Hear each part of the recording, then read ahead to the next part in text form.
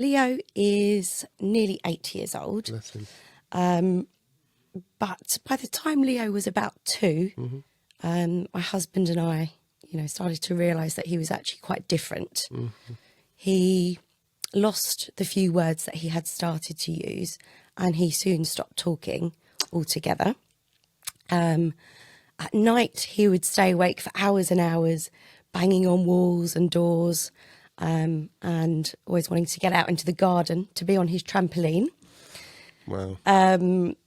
He didn't really interact with other people, but particularly other children, and he didn't play with toys. But the one thing that was really kind of stood out to us and got worse over time was his hypersensitivity to sound. So he would have huge meltdowns whenever he heard certain noises. So even me brushing my teeth would set him off. As sensitised as that. Yes, absolutely. A dog barking way off in the distance, he would just fall to the ground, and he'd start to bang his head very hard on the ground. And it got to the point that he was actually doing this hundreds of times a day, and his poor little head was very bruised. It had a permanent big bruise on his head. It was incredibly hard to watch, but also to predict and to stop.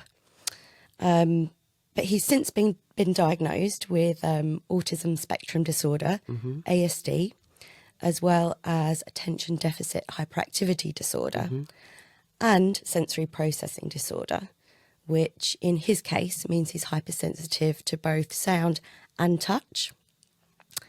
To this day, he doesn't use speech to communicate. He has his own language, really. So he can't tell us if he's sad, he's happy, he's unwell, or if he needs a bowel movement, for example. So we have to be hyper vigilant. And as I say, read his body language a lot more.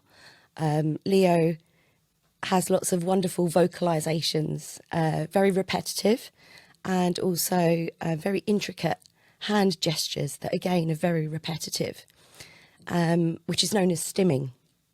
And when Leo's having a good stimming session, he's really happy.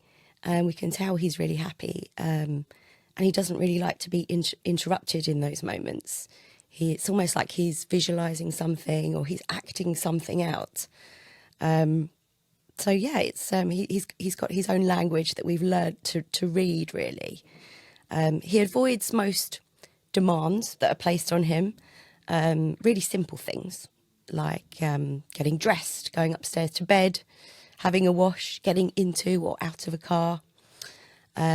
So I guess, doing the normal things that you and I might take for granted, like going to a shop or having lunch in a restaurant. It's just not possible with Leo. The things that he finds really challenging is transitioning from one environment into another, or any waiting around. If we have to wait for anything, it's game over for us. We have to remove him from that situation, or get home as quickly as possible. We were once stuck in traffic, in a bad traffic jam, and the car was stopping and starting all of the time, and that stopping and starting, caused him to just agitates and yeah, he just couldn't cope with it, and he actually smashed the window with his head. But that's an extreme example of how he can't wait for things. He gets so distressed in those moments. So yeah, an extreme example, but nevertheless a good one, I think, to demonstrate really powerful.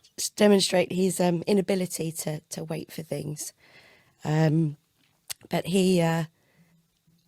I guess another example in how things manifest in day-to-day life for Leo is his lack of tolerance for clothing. So I mentioned the sensitivity. Touch, yes, sensitivity to touch.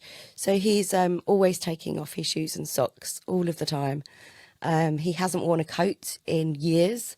So everything we buy for him is trial and error as to whether he'll accept it or not. And it has to be super soft, super comfy to really even stand a chance. He eats lots of weird and wonderful things, everything from mud, trees, leaves, even sand.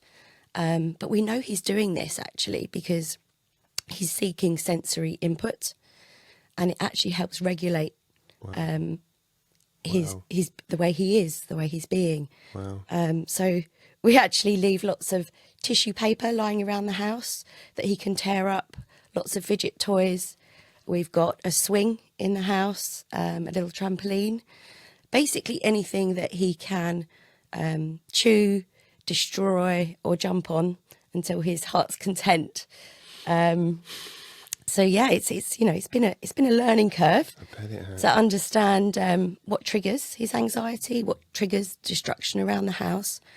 And we've always had to and continue to make adaptations to how we live and to his environment, just to help him cope really with the world around him. Thinking about the adaptations that we've made around the house, you know, we're really lucky to have the support of Leo's grandparents. My mum helps us before and after school. Oh, that's great. And Leo's granddad is always fixing the last thing that Leo's broken around the house. So Leo attends a special school, our local special school, which is wonderful. So he's surrounded by people that actually really understand him. And, you know, we're in a good place now, I think, compared to where we were a few years ago. He rarely bangs his head at the moment. He's learnt to cope much better with the noises that he doesn't like. And he's smiling a lot more. We're seeing his gentle and affectionate side increasingly. He gives us more eye contact. It can be quite intense at times, his eye contact. And he's also instigating tickle games. Oh, how wonderful. And coming over and actively giving us cuddles. You do have to have your wits about you, though. That cuddle might end in a swift bite to the neck. Oh, God. But yeah, I mean, we're always apprehensive of the future, but we're in a much better place right now.